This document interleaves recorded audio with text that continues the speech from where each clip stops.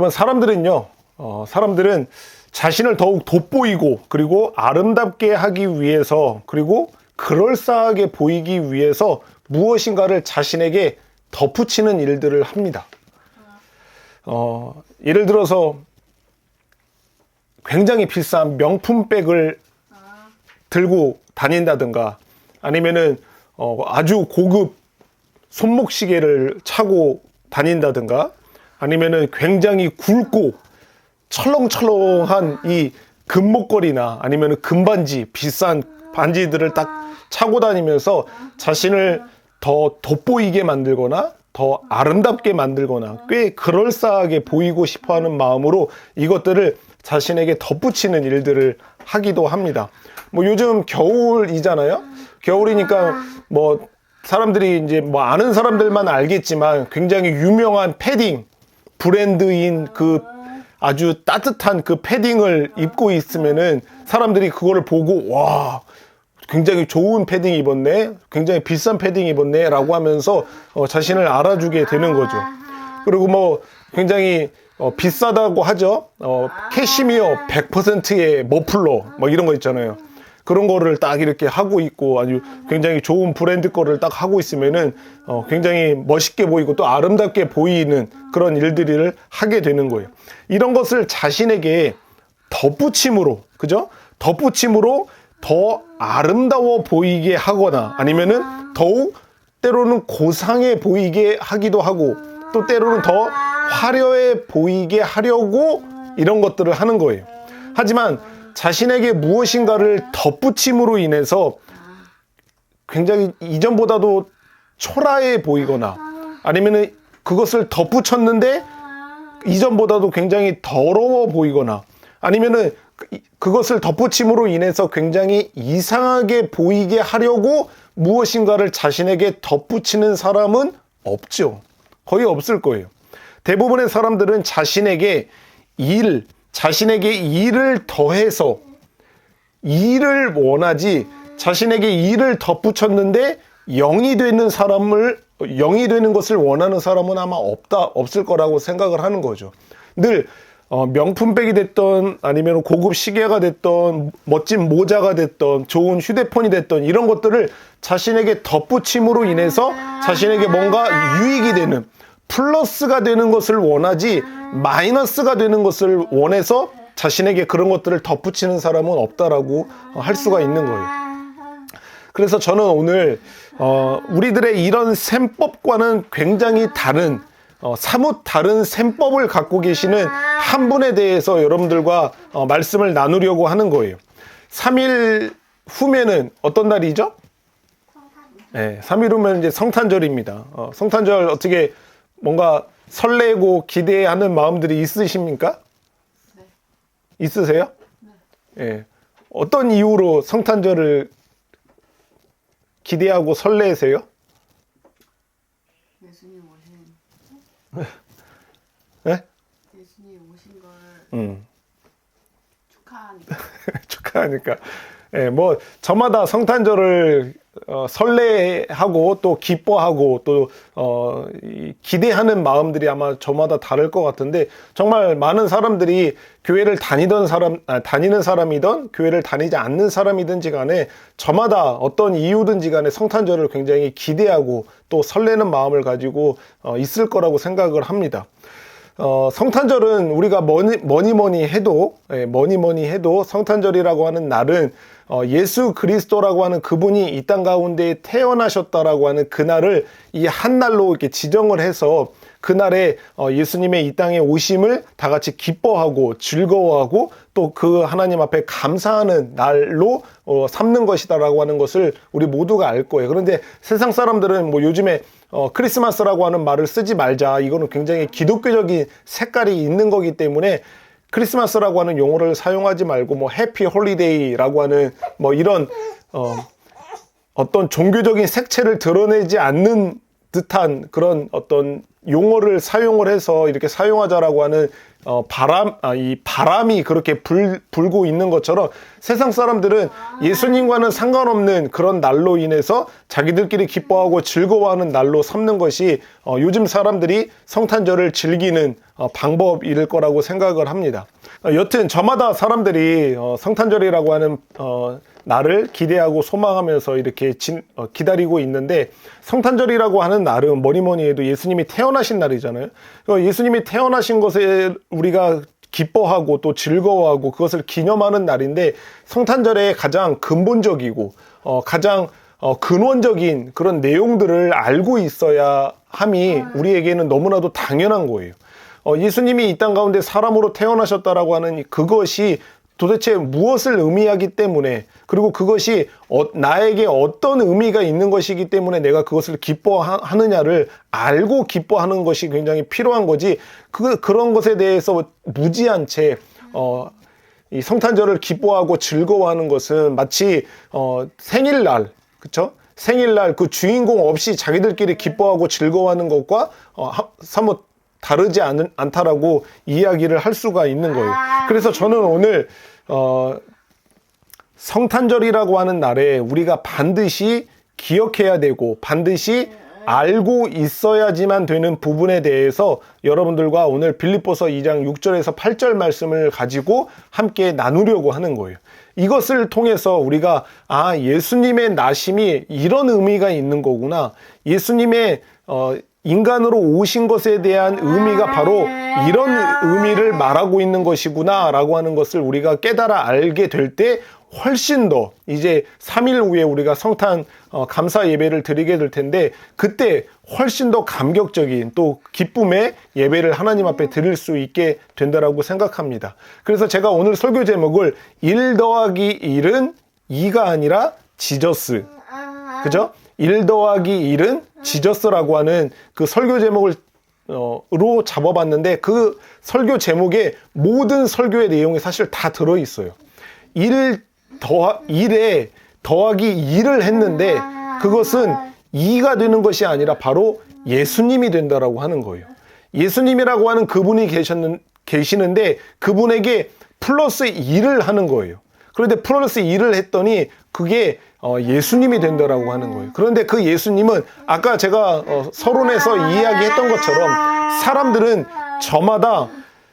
사람들은 저마다 자기에게 무엇인가 플러스가 되기 위해서 다른 무엇인가를 플러스 덧붙이는 일을 하는데, 예수님은 우리들의 셈법과는 굉장히 다른 셈법으로 그 일을 하셨다라고 하는 거예요. 예수님은 자기에게 무엇인가를 플러스 했어요. 자신에게 무엇인가를 플러스 했는데 오히려 마이너스가 되는 일을 마이너스가 되는 결과가 만들어지게 되는 것을 볼 수가 있다라고 하는 거죠. 이것이 조금 지금 알듯하면서 또 뭔가 야릇한 그런 이야기를 하는 거라고 생각이 들 수가 있는데, 우리가 말씀을 한 구절 한 구절 확인해 보면서 어떻게 예수님에게 플러스가 됐는데 그것이 이 성탄절의 의미와 관계가 있는 건지를 하나씩 살펴보도록 하겠습니다. 먼저 예수님께서는 자신에게 있어서 무엇인가를 빼셨다라고 하는 그런 의미가 담겨 있는 말씀이 있는데, 오늘 본문 우리가 6절부터 8절까지 읽었는데 이 본문은요, 예수님의 비포와 애프터를 우리에게 알려주고 있는 거예요. 예수님의 이전의 모습이 어떤 모습이었는지, 그리고 예수님의 그 이후의 모습이 어떤 모습이었는지를 우리에게 보여주고 있는 말씀이라고 하는 거죠. 6절에서 먼저 예수님께서 이 땅에 오시기 전의 모습인 그 비포의 모습을 우리에게 알려주고 있어요. 한번 우리 6절 말씀을 같이 다시 한번 읽어보면 좋겠습니다. 시작. 근본 하나님의 본체시나 하나님과 동등됨을 취할 것으로 여기지 아니하시고. 아멘. 여기서 이야기하는 거예요.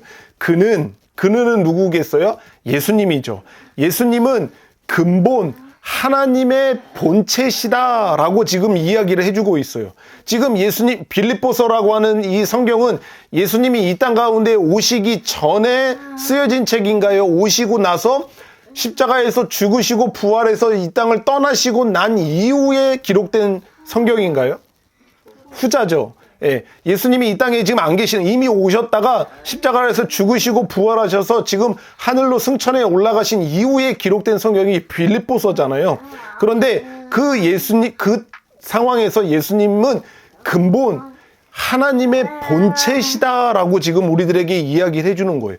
예수님은 원래 이런 분이셨다라고 하는 것을 말해주는 건데 하나님의 본체시다라고 말을 하는 거예요. 본체라고 하는 말이 조금 어려울 수가 있지만 이 본체라고 하는 한글로 번역이 된 헬라어 단어는 모르페라고 하는 헬라어가 쓰였거든요. 그런데 이 모르페라고 하는 이 형체로 번역한 이 단어는 그 다음 절 7절에서도 똑같은 단어가 나와요. 한번 여러분들이 한번 맞춰보실래요? 어떤 단어가 모르페라고 하는 단어로 번역이 됐는지. 그렇죠. 형체. 예, 형체가 맞아요.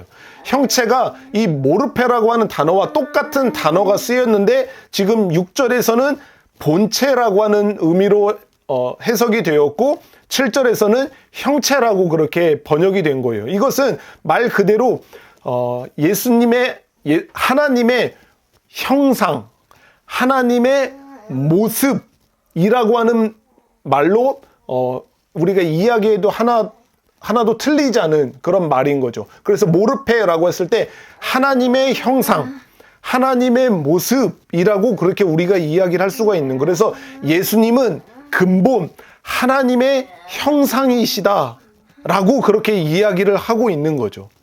이해가 되시죠? 예수님은 하나님의 형상이시다 라고 하는 것을 이야기를 하는 거예요.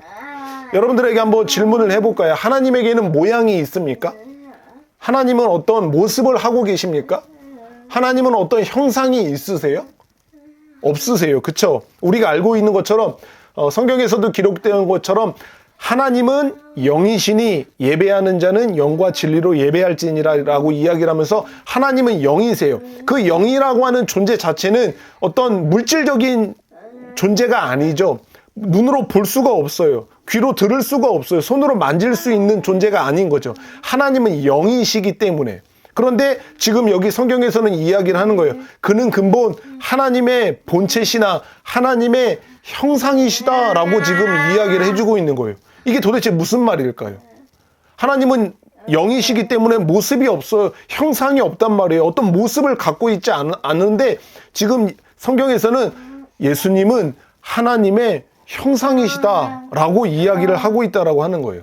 이게 무슨 말인지 좀 이해가 안 되기 때문에 이 그는 근본 하나님의 본체시다라고 하는 이 말을 조금 더 쉽게 설명해 주고 있는 다른 성경이 있습니다. 우리가 그것을 확인해 보면은 아주 쉽게 이해를 할 수가 있을 거예요. 한번 그 뒤에 있는 성경이죠. 골로새서를 한번 볼게요. 골로새서 1장 5절이에요. 15절. 골로새서 1장 15절. 같이 한번 읽어볼게요. 자, 같이 읽어보겠습니다. 시작. 그는 보이지 아니하는 하나님의 형상이시요 모든 피조물보다 먼저 나신 이시니. 아멘. 여기서 분명히 이야기하고 있죠.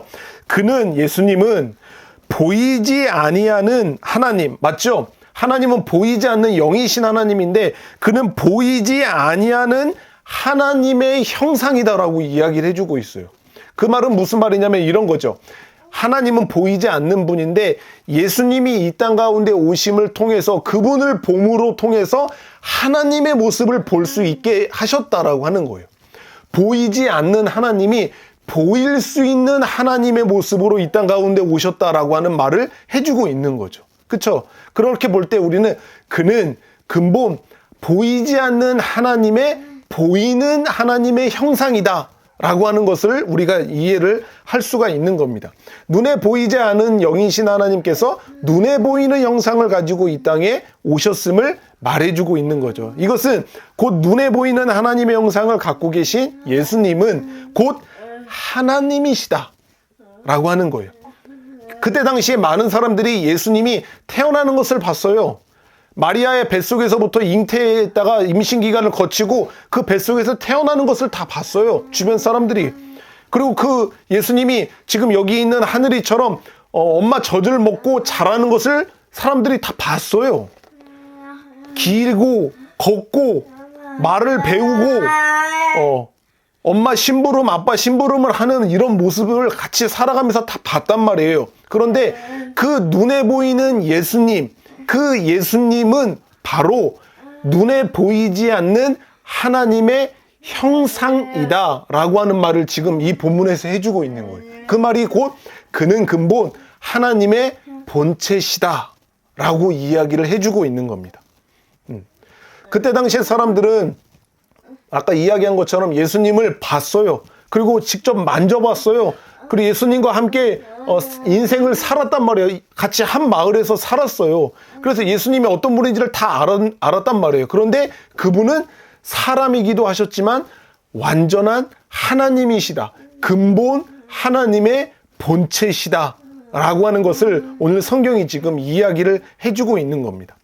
당시 많은 사람들은 똑똑히 보았어요. 그리고 만져보기도 했단 말이에요. 같은 마을에서 함께 인생을 살았어요. 이들은 예수님이 분명히 자신들과 똑같은 사람이라고 하는 것을 알았죠. 하지만 예수님은 하나님이셨습니다. 아멘. 이것을 우리는 기억을 해야 되는 거죠. 그들이 보았고 만졌고 함께 살았던 예수님은요, 단 한 번도 하나님이 아니신 적이 없었던 거예요. 이전에도 하나님이셨고, 그리고 그들이 보고 만지고 함께 살았던 그때도 하나님이셨고, 그리고 앞으로 영원토록 그 예수님은 하나님이시는 거예요. 그분이 바로 우리가 알고 있는 예수 그리스도이시다라고 하는 겁니다. 성경이 지금 분명히 이야기를 해주고 있는 거예요. 너희들이 눈에 보이는 그 예수님, 그분은 바로 하나님의 본체시다, 하나님의 형상이다 라고 이야기를 하면서 뒤에서 뭐라고 이야기를 하냐면요, 하나님과 그 본체이신 하나님과의 본체이신 그 예수님은 하나님과 동등됨을 취할 것으로 여기지 아니하셨다라고 말해주고 있죠.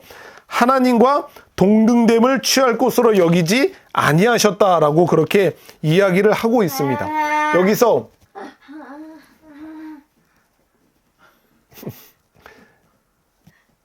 여기서 성경이 지금 하나님과 동등됨이라고 이야기를 해주고 있죠. 이 동등됨이라고 하는 헬라어 단어는 뭐를 번역을 한 거냐면요, 에임이라고 하는 단어를 번역을 한 거거든요. 에임이. 한번 따라해 볼까요? 에임이.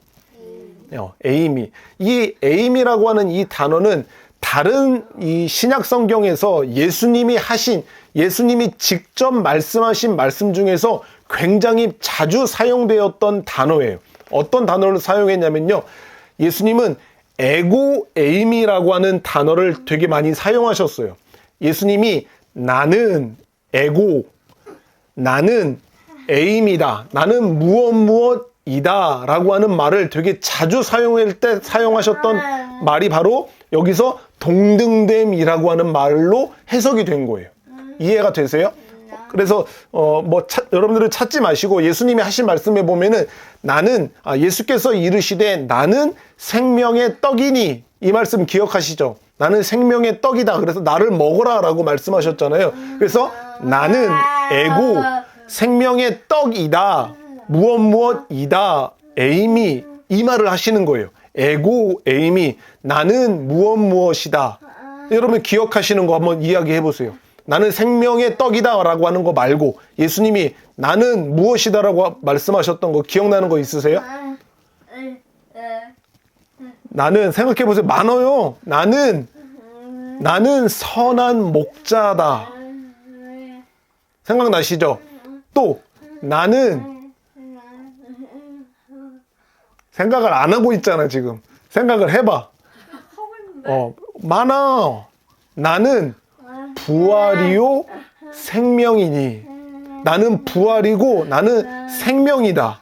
이런 말씀 많이 들어봤잖아요. 이게 바로 예수님이 에고 에임이다 라고 하는 말을 사용하신 거예요. 그때 사용한 말이 바로 지금 여기서 말하는 하나님과 동등됨을 취할 것으로 여기지 아니하시고 할 때 이 동등됨이라고 하는 말이에요. 이 말을, 그래서 나는 무엇이다 라고 하는 말이 에고 에임이라고 했잖아요. 그래서 하나님과 동등됨이라고 하는 이 단어는 나는 하나님이다 라고 하는 말이 되는 거예요. 그쵸? 하나님과 동등됨을 취하지 아니하셨다라고 하는 걸 나는 하나님이다 라고 하는 말이에요. 그래서 예수님은 하나님이셨지만 하나님이다라고 하는 그 자기 자신에 대한 정체성을 가지고 계셨지만 자기 자신의 유익을 위해서 그 하나님과 동등됨을 사용하려 하지 않았다라고 하는 말을 여기서 지금 하고 있는 거예요. 그는 근본 하나님과 본체시다. 그죠? 라고 하는 거예요. 나는 그분은 보이지 않는 하나님의 형상인데 이제 보이는 하나님으로 내가 나타났는데 그 예수님은 자기 자신이 하나님이신 것을 아셨지만 자기 자신의 유익을 위해서 이 땅 가운데 인생을 사시는 동안에 자기 자신의 유익을 위해서 내가 하나님과 동등됨을 사용하려 하지 않으셨다라고 하는 말을 지금 이 본문에서 하고 있는 겁니다. 굳이 비유를 들어서 여러분들에게 설명을 해보자면 이런 것과 같아요.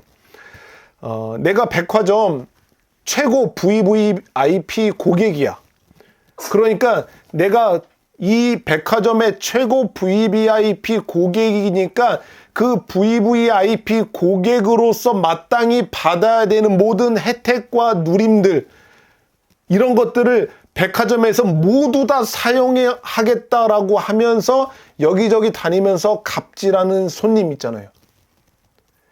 내가 VVIP 고객이니까 그 VVIP 고객으로서 받아야 되는 모든 혜택과 그 대우들을 다 받겠다라고 하는 사람들.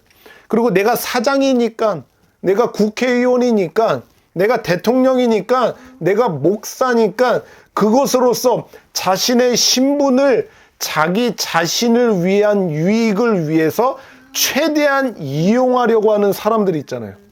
그래서 우리가 그런 사람들을 갑질한다라고 하잖아요. 예, 갑질한다고.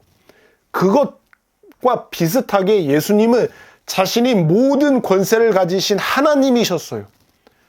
이 땅에서 태어나신 그 예수님은 자신이 그런 하나님이셨음을 아셨단 말이에요. 그렇지만 그 인생을 사시는 동안 그런 신분과 그런 권세와 그런 능력을 갖고 계셨음에도 불구하고 자신의 유익을 위해서 그것을 사용하지 않으셨다라고 하는 말을 지금 하나님과 동등됨을 취할 것으로 여기지 아니하셨다라고 하는 말을 하고 있는 거예요. 조금 이해가 되세요? 이해가 되세요? 감사해요. 네, 감사해요. 그래서 아까 처음에 이야기했지만 예수님은 하나님이셨어요. 보이지 않는 하나님의 형상이다라고 이야기를 했어요. 우리가 알고 있는 것처럼 소요리문다, 웨스트민스터 소요리문다 6문에 보면 이렇게 질문해요. 하나님의 위격에는 몇 위가 계십니까? 라고 이렇게 물어본단 말이에요. 하나님의 신격에는 몇 위가 계십니까? 라고 그렇게 물어보는 물음에 대답을 어떻게 하죠? 하나님의 위격에는 새 위격이 세 위격이 계시죠? 성부, 성자, 성령의 세 위격이 계시는데 그 세 위격은 한 하나님이세요. 그렇죠? 성부, 성자, 성령은 삼위일체 하나님으로서 한 하나님이신데 그분의 삼위의 하나님의 본질은 동일하시고 그분의 영광과 능력은 동등하십니다. 라고 이렇게 말해주고 있어요. 성부, 성자, 성령 하나님이 계시는데 이분은 한 하나님이에요. 그래서 한 본질을 갖고 계시는데 이 세 위격이 갖고 계시는 그 권능과 영광은 서로 차등이 있다? 없다.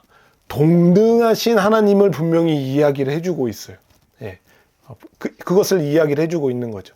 그래서 이 땅 가운데 인생을 사셨던 예수님은 하나님이셨음이다라고 하는 것을 성경이 말해주고 있는 것은 이 땅 가운데 살아가시는 동안에 예수님은 그 다른 하나님이 성부 하나님과 성령 하나님이 갖고 계신 것과 같은 똑같은 권능과 영광을 갖고 계시는 분이 바로 한 인생을 사셨던 예수님의 모습이셨다라고 하는 거예요. 그럼에도 불구하고, 그죠? 다른 하나님, 삼위의 하나님과 동등한 권능과 영광을 갖고 계셨던 예수님이셨음에도 불구하고 그 권능과 영광을 자신의 유익을 위해서 사용하지 않으시려 했던 분이 바로 예수님이다 라고 하는 것을 오늘 본문이 이야기를 해주고 있습니다. 그리고 나서 7절에 가서 이야기를 해주고 있는 거예요. 7절에 가서 무엇을 이야기해주고 있는지 7절을 다시 한번 읽어보도록 하겠습니다. 17절이죠? 아니다, 7절. 2장 7절 같이 한번 읽어볼게요. 시작. 오히려 자기를 비워 종의 형체를 가지사 사람들과 같이 되셨고. 7절에서 그런 하나님과 동등한 그런 권능과 영광을 갖고 계셨던 하나님이셨음에도 불구하고 오히려 자기를 비워 종의 형체를 가지사 사람들과 같이 되셨다라고 말씀하고 있습니다. 이 본문은요, 이 본문은 지금 이 빌립보서 2장 7절 이 본문은 예수님의 신성, 예수님에게는 인성과 함께 완전한 신성도 갖고 계셨잖아요. 그래서 우리가 예수님은 완전한 하나님이다라고 하는 말을 하고 있는 거잖아요. 그 예수님의 신성을 축소하거나 아니면은 예수님의 신성을 완전히 부정하려고 하는 사람들이 이때 초대교회 때부터 지금까지도 여전히 있거든요.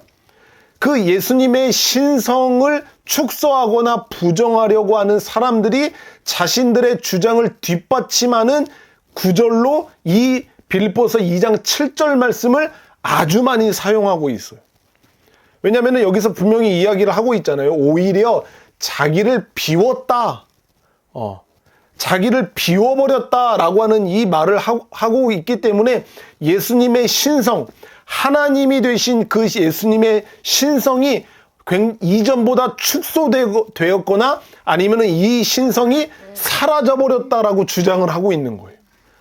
하나님이신 그분이 이 땅에 사람으로 오심으로 인해서 예수님이 갖고 계셨던 그 제2 위격이 갖고 계시는 그분의 신성이 굉장히 아주 축소되거나 아니면 완전히 사라져버렸다. 그러니까 그냥 사람이다.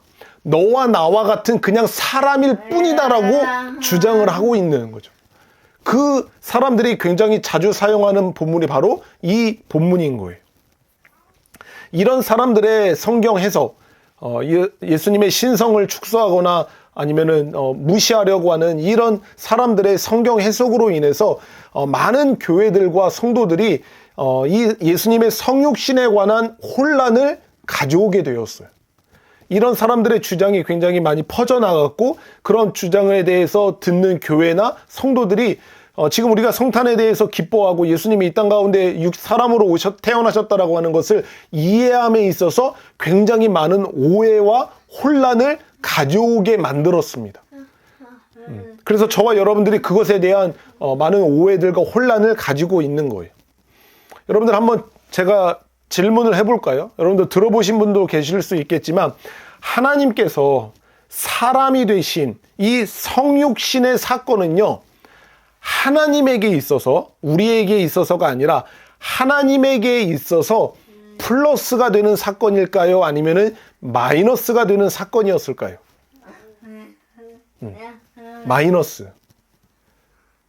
무엇인가 예수님에게 하나님이신 그분이 이 땅 가운데 사람으로 오신 그 성육신의 사건은 하나님에게 있어서는 무엇인가 마이너스가 되는 사건이다라고 우리는 많은 이해를 한단 말이에요. 이런 이해를 하게 되는 이유가 바로 이런 그릇된 성경을 해석하는 사람들의 성경 해석이 우리 안에도 영향을 끼쳤기 때문에 그러는 거예요. 정답을 이야기하면은 성육신의 사건은 하나님에게 있어서 절대적으로 마이너스는 없어요. 온전히 플러스가 될 뿐이에요. 그래서 오늘 제가 설교 제목이 1 더하기 1이라고 이야기를 하는 거예요.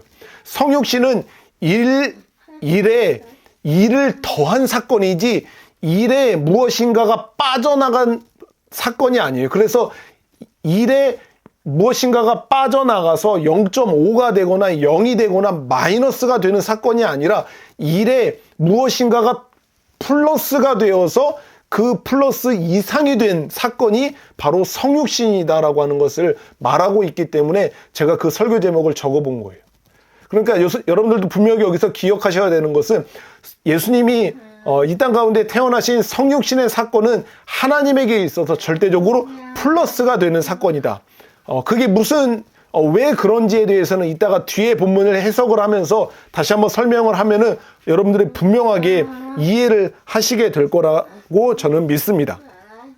하나님의 성육신은요, 하나님의 신성에 있어서 어떠한 마이너스가 절대로 없고 온전히 플러스가 되는 사건이다라고 하는 것을 우리가 반드시 기억을 하셨으면 좋겠습니다. 성육신 하심으로 하나님의 신성에는요, 어떠한 축소나 그리고 어떠한 왜곡이 전혀 없었습니다.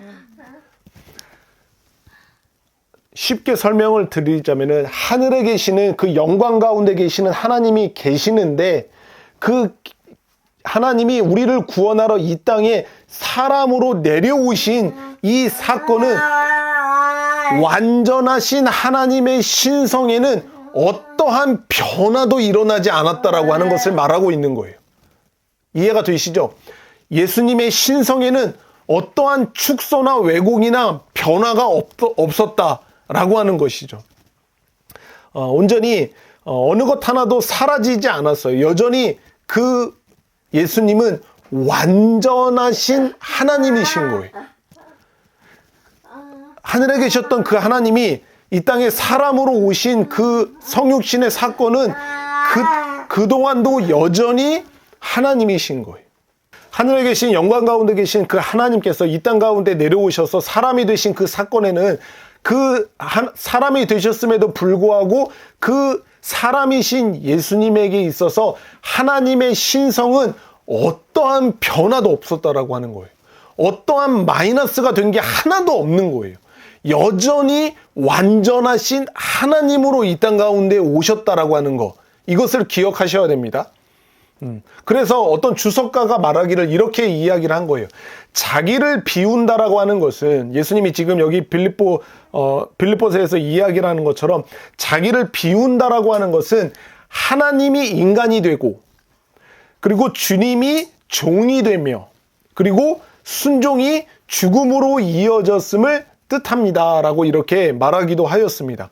그렇기 때문에 오늘 오히려 자기를 비워라고 말씀하시는 이 본문은요, 단순히 그리스도께서 자신의 위치가 바뀌어진 거예요.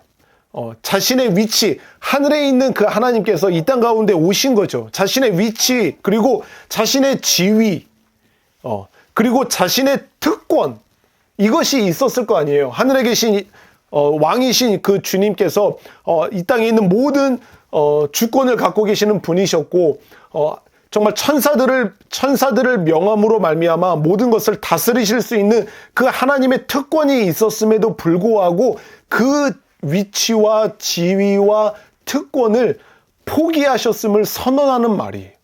오히려 자기를 비우셨다라고 하는 말. 신성이 축소되거나 사라져버린 게 아니라 그분이 갖고 계신 위치와 지위와 그 특권을 자기 스스로 포기해버리신 거죠. 아까 이야기한 것처럼 그것을 사용하지 않기로 결정하셨다라고 하는 거예요. 하나님이심에도 불구하고 자신의 유익을 위해서 그것을 사용하지 않으시는. 제가 또 이것을 비유로 설명을 한번 해보자면 제가 생각해 본 게 이런 거예요. 여러분들도 나이가 굉장히 어린 형석이가 됐던 아니면 하늘이가 됐던 아니면은 한 2-3살 되는 그런 어린 아이들과 놀아본 경험이 아마 다 있으실 거예요. 그쵸? 그 어린 아이들과 무슨 게임을 같이 한다거나 그 어린 아이들과 같이 놀아본 경험이 다 있을 텐데, 그때 그 아이와 2살, 3살 어린 아이와 놀아줄 때 그때 자신이 내가 아버지가 되든지 아니면 내가 선생님이든지 아니면 내가 할아버지든지 아니면 그렇게 놀아주고 있는 자신이, 그 게임을 하고 있는 자신이 그 게임, 만약에 농구를 한다 아니면 축구를 한다, 그럴 때 자기가 프로 선수이든지 간에 금메달리스트이든지 간에 그것을 주장하거나 그것을 사용하지 않잖아요. 그 어린아이와 놀 때는, 어린아이와 함께 그 게임을 하거나 놀아줄 때는 내가 갖고 있는 지위, 내가 갖고 있는 신분, 내가 갖고 있는 그런 능력, 이런 것들을 다 사용하지 않잖아요. 아무것도 아닌 사람처럼 그냥 아이처럼 키를 낮추고 자기 힘을 빼서 그냥 아이와 같이 게임을 놀아주듯이 즐거운 놀이를 하듯이 그렇게 하는 것처럼 예수님께서 하나님의 본체시고 하나님과 동등하신 분이심에도 불구하고 자신의 위치를 포기하시고 낮아지신 거죠. 자신의 지위를 포기하시고 낮아지신 거예요. 자신의 지위를 내려놓으신 거죠. 특권을 포기하셨다라고 하는 것을 지금 이야기를 해주고 있는 거예요. 오히려 자기를 비우셨다라고 하는 말의 의미인 거예요. 아셨죠? 이것을 꼭 기억하셔야 됩니다. 자신을 비우셨다라고 하는 것은 하나님의 신성에 있어서 무엇인가 변화가 있거나 그것을 포기해버리셨다라고 하는 말이 아니에요. 이 땅 가운데 사람으로 오신 예수님은 이제는 나는 하나님이 아니야 라고 말씀하신 적이 한 번도 없어요. 그리고 그것이 진짜 사라져버린 적이 한 번도 없어요. 그대로 하나님이셨음에도 불구하고 자신의 위치나 지위나 특권을 스스로 내려놓으신 그것을 의미한다라고 할 수가 있는 것입니다. 고린도후서 8장 9절에 보면 이렇게 기록하고 있습니다. 우리 주 예수 그리스도의 은혜를 너희가 알거니와 부요하신 이로써 너희를 위하여 가난하게 되심은 그의 가난함으로 말미암아 너희를 부요하게 하려 하심이라. 우리를 부요케 하시기 위해서, 우리를 생명으로 살려내시기 위해서, 우리를 영광 가운데 거하게 하시기 위해서 그분께서 친히 가난해지신 거죠. 그분께서 친히 자신의 지위를 포기해버리시고 특권을 포기해버리셔서 낮아지셨음을 지금 성경이 말해주고 있는 거예요. 이것이 바로 예수님에게 있어서 무엇인가 마이너스가 된 거예요. 지금 예수님은 사람이 되신 거잖아요. 하늘 보좌를 버리시고 이 땅 가운데 내려오셔서 사람이 되신 거잖아요. 그 사람이 되신 예수님에게 있어서는 지금 설명드린 것처럼 무엇인가 마이너스가 된 거예요. 그런데 마이너스가 된 이유가 무엇이냐면은 무엇인가를 자신에게 플러스 했기 때문에 자신에게 있어서 마이너스가 되는 일이 벌어진 거예요. 우리들은 자신에게 무엇인가를 플러스하는 이유는 거의 대부분이 다 무엇인가를 더하기 위해서, 내가 더 돋보이고 더 멋있게 보이고 더 아름답게 보이고 그럴싸해 보이게 하기 위해서 무엇인가를 우리한테 덧붙인단 말이에요. 그런데 예수님은 지금 자신에게 무엇인가를 덧붙이시는데, 하나님이신 그분이 자신에게 무엇인가를 덧붙이셨는데 그 덧붙이심으로 인해서 플러스가 되는 일이 벌어진 게 아니라 앞에서 지금 설명드린 것처럼 자신을 낮추신 거죠. 지위와 특권과 위치를 포기해버리시는 마이너스가 되는 일이 일어나게 됐다라고 하는 거죠. 자, 그러면은 예수님에게 있어서 플러스가 되는 일은 무엇이었느냐? 아까 제가 여러분들에게 설명드린 것처럼 하나님이신 하나님이 사람으로서 성육신하신 사건은 마이너스가 아니라 플러스가 됐다라고 하는 이야기를 했는데 그 이유가 무엇인지를 이제 설명을 해보도록 하겠습니다. 자, 여러분, 우리가 오늘 본문을 본 것처럼 7절과 8절을 한번 다시 읽어보도록 하겠습니다. 여기에서 그 성육신이 마이너스가 아니라 플러스라고 하는 사실을 분명하게 설명해주고 있습니다. 한번 7절, 8절 다시 읽어볼게요. 시작. 오히려 자기를 비워 종의 형체를 가지사 사람들과 같이 되셨고 사람의 모양으로 나타나사 자기를 낮추시고 죽기까지 복종하셨으니 곧 십자가에서 죽으심이라. 아멘. 자, 보세요. 여기 이제 길지 않아요. 이제 거의 마무리하는 단계인데 집중해서 한번 들어보세요. 제가 지금 앞에 6절과 7절 앞부분까지 이야기를 드리면서 이 땅에 사람으로 오신 예수님은 그의 근본은 하나님과 동등하신 하나님이셨어요. 그분의 권능과 영광에 있어서 아무것도 다르지 않는 동등하신 하나님이신 그분께서 이 땅 가운데 사람으로 오셨다라고 하는 것을 말했어요. 그래서 여전히 그분은 완전하신 하나님이시다라고 말을 하는 거죠. 그 완전하신 하나님께서 이제 7절 후반부에 보면은 자기를 비워서 종의 형체를 가지사, 그죠? 오히려 자기를 비워서 완전한 하나님이심에도 불구하고 이제 자기를 비우셔서 종의 형체를 가지셨다라고 말하고 있어요. 이게 성육신이에요. 종의 형체를 가지셨다. 그리고 사람들과 같이 되셨고 8절 앞에서 사람의 모양으로 나타나셨다라고 하는 것을 이야기를 해주고 있죠. 여기서 종의 형체를 가지사라고 말하고 있잖아요. 그렇죠? 종의 형체를 가지사. 이 아까 형체를 이야기한 게 무슨 단어라고 했냐면은 모르페라고 하는 단어가 사용이 됐다라고 했어요. 그는 근본 하나님의 본체라고 할 때 그 본체와 같은 의미를 갖는 단어라고 했잖아요. 그래서 이 종의 형체, 종의 형상, 종의 모습, 종의 모양, 이것은 그 밑에 뒤에서 나오는 것처럼 사람의 모양으로 나타나셨다라고 하는 것. 그리고 사람들과 같이 되셨다. 저와 여러분들과 같은 사람의 모양, 사람들과 같이 되셨다라고 하는 것을 이야기하는 것과 다르지 않는 말을 하고 있는 거예요. 그래서 종의 형체를 그 하나님이신 그 예수님께서 가지셨다라고 이야기를 하는 거죠. 여기서 가지셨다라고 하는 것, 종의 형체를 가지셨다라고 하는 이 헬라어 단어는 또 다른 의미로서 취하다, 그것을 얻었다 라고 하는 의미로서 이 단어가 사용이 되는 거거든요.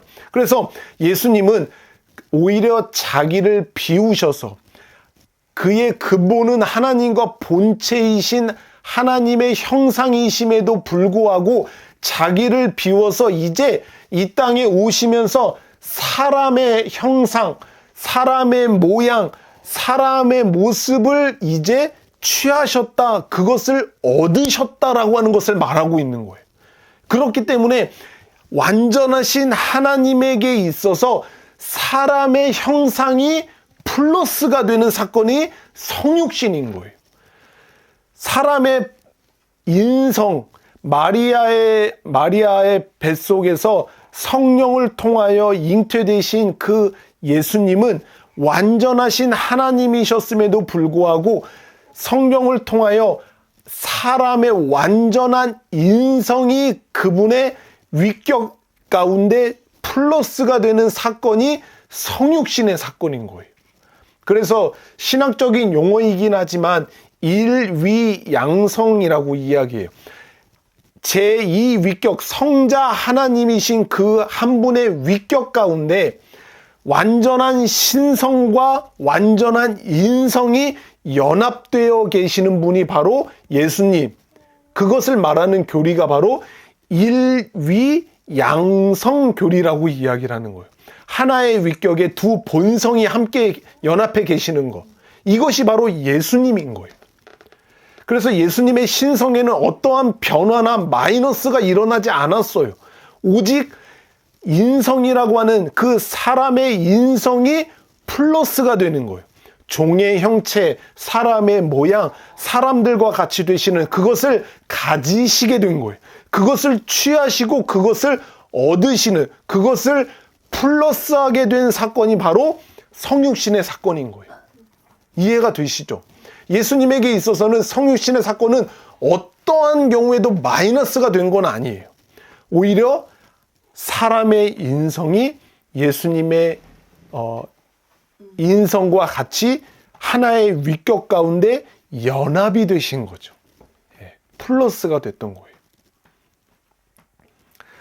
제가 시간 관계상 여기서 다 이야기는 하지는 않지만 예수님이 이 땅 가운데 사시는 동안에 예수님은 자신이 완전하신 하나님이고 완전하신 하나님의 신성을 소유하신 분이다라고 하는 인식을 완벽하게 갖고 계시며 사셨어요. 뭐가 그 하나님의 신성에 있어서 부족하거나 사라져버리거나 그 신성이 하나도 없는 그런 정체성을 가지신 게 아니라 여전히 자신이 하나님이시다라고 하는, 완전한 하나님이시다라고 하는 그런 완벽한 정체성을 갖고 사셨던 분이 예수님이셨어요. 그래서 너희가 지금 나를 보느냐? 너희는 지금 누구를 본다라고 이야기해요. 하나님을 보는 거다라고. 그리고 나와 하나님은 하나다. 아버지와 나는 하나다라고 하는 이런 이야기도 사람들에게 하실 만큼 자신은 완전한 하나님이심을 인식하며 사셨던 분이 바로 예수님이신 거예요. 그런데 그분은 완전한 하나님이셨음에도 불구하고 이 땅에 오심으로 사람의 인성이 그 하나님에게 플러스 되심으로 인해서 완전한 하나님이시고 완전한 사람으로서 이 땅 가운데 사셨던 분이 바로 예수님이신 거예요. 그렇기 때문에 이 땅 가운데 사람으로 오신 예수님은 예수님의 사건, 그 성육신의 사건은 마이너스가 아니라 플러스라고 하는 사실을 여기서 이야기를 해주고 있는 겁니다. 말씀을 정리해서 다시 한번 이야기를 하면은, 예수님은 이 땅 가운데 사람으로 오신 그 예수님은 본래 그의 근본이 보이지 않는 완전하신 하나님의 형상이셨던 거예요. 눈에 보이지 않으셨던 그 하나님이 이제 눈에 보이는 하나님으로 이 땅 가운데 임하셨던 분이 바로 예수님인 거죠. 그런데 그 눈에 보이는 예수님은 하나님과 다르지 않는 똑같은 본질과 똑같은 권능과 영광을 갖고 계시는 하나님이셨던 거예요. 그런데 그 예수님이 갖고 계셨던 지위나 위치나 특권을 자기의 유익을 위해서 인간으로 사시면서 그것을 사용하시는 것이 아니라 오히려 그것을 포기해버리시고 자기를 비우시고 종의 형체를 취하신 거예요. 사람의 모양을 취하신 거죠. 사람의 인성을 취하셔서 이 땅 가운데 낮아지신 채 우리와 같이 한 인생을 사셨던 분이 바로 예수님인 거예요. 오늘 본문 8절 마지막 후반부에서 이야기를 하지만 오늘 다루지는 않을 거예요. 그래서 예수님이 그렇게 낮아지심으로 인해서 하나님 아버지께 순종하셨는데 어떻게 되기까지 순종하셨냐라고 이야기를 하냐면은 십자가에서 죽으시기까지 순종하셨더라고요. 생명의 창조주가 되시고 생명의 주관자가 되시는 그 하나님이셨던 예수님임에도 불구하고 하나님 아버지께 순종하심으로 말미암아 십자가에서 죽으시기까지 자신을 낮추셨던 거예요. 그런데 제가 여러분들에게 오늘 이 본문을 가지고 이야기해 드리고 싶은 요지는 무엇이냐면은 오늘 설교 제목이 1+1은 지저스라고 이야기했어요. 지금 완전한 하나님에게 있어서 하나의 인성이 플러스가 됐어요. 그런 분이 바로 예수 그리스도이신 거죠. 그런데 완전한 하나님이신 그분이 이 땅 가운데 낮아지심으로 말미암아 사람의 형체를 가지신 이 사건이 일어나게 된 이유는 바로 저와 여러분의 죄악 때문이었어요. 저와 여러분이 저질렀던 하나님 앞에 무참히 하나님을 모독하고 그분의 이름을 저주하면서 저질렀던 그 죄악 때문에 예수 그리스도라고 하시는 그 하나님께서 이 땅 가운데 사람으로 오셔야만 했던 거죠. 그리고 그분이 자신의 지위와 위치와 특권을 포기하시고 죽기까지 하나님 아버지께 순종하셨던 이유도 바로 저와 여러분의 죄 때문이었던 거죠. 다른 이유가 없었습니다. 그 어떤 이유도 하나님이신 그분이 자신의 하늘의 영광을 버리시고 이 땅에 오실 만한 이유가 하나도 없으셨어요. 오직 저와 여러분을 죄로부터 구원하시기 위해서 그 일을 행하셨다라고 하는 거예요. 참 이상하죠. 신앙생활을 하고 있는 저와 여러분조차 지금도 여전히 우리들은 우리를 더욱 돋보이고 더욱 그럴싸해 보이고 더욱 아름답고 멋있고 괜찮은 사람으로 보이기 위해서 우리는 계속해서 무엇인가를 우리에게 덧붙이면서 플러스하면서 살아가고 있어요. 그럼에도 불구하고 그렇게 살아가고 있는 지금 이 순간에도 예수님께서는 우리들에게 십자가를 보여주심으로 말미암아 예수님은 사람의 인성을 자신에게 플러스하심으로 말미암아 자신에게 어떠한 마이너스가 되셨는지를 우리들에게 알려주고 계시는 거죠. 성탄절의 기쁨을 어떤 이유로 여러분들이 누리고 계시고 성탄절을 어떠한 이유로 기대하고 계시는지는 잘 모르겠지만 우리는 분명하게 기억해야 되는 거예요. 우리는 우리 자신을 위해서 계속해서 무엇인가를 덧붙이려고 그렇게 애를 쓰면서 살아가고 있지만 하나님께서는 그 완전하신 하나님이심에도 불구하고 그분에게 사람의 인성을 덧붙이실 만한 어떠한 이유도 없었음에도 불구하고 그 인성이 완전하신 하나님에게 덧붙이심으로 말미암아 그분에게 있어서 마이너스가 되는 이 일이 벌어짐에도 불구하고 예수님은 그것을 선택하시고 이 땅 가운데 성육신 하셨던 거예요. 그 일이 일어났기 때문에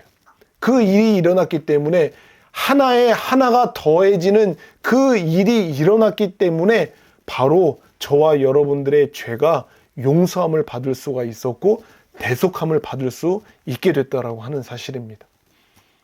이 사실을 우리가 기억할 때 우리는 그날을 기대하는 거죠. 성탄절을. 우리가 성탄절에 기뻐해야 되는 이유가 바로 여기에 있는 거죠. 나를 위해서 인성을 취하신 그 하나님이신 예수님이 계셨기 때문에 내가 이 많은 복을 누리고 오늘도 믿음을 가지고 하나님을 예배하며 살아갈 수 있게 되었다는 사실을 우리는 기뻐하고 또 그 하나님을 예배할 수 있게 된다라고 믿습니다. 사랑하는 우리 살아나는 교회 지체 여러분, 여러분들이 성탄절의 참된 의미를 바르게 기억하고 그 예수님께서 우리를 위해서 인성을 취하셔서 플러스 하심으로 말미암아 자신의 위치와 자신의 지위와 자신의 특권을 포기하시는 이 마이너스가 되는 사건이 일어났기 때문에 우리가 영원한 생명을 누릴 수 있게 되었음을 기억하고 그 하나님께 더욱더 감사하며 진정한 성탄의 의미를 간직한 채 성탄을 기뻐하실 수 있는 저와 여러분이 되시기를 예수님의 이름으로 축복합니다. 아멘. 네.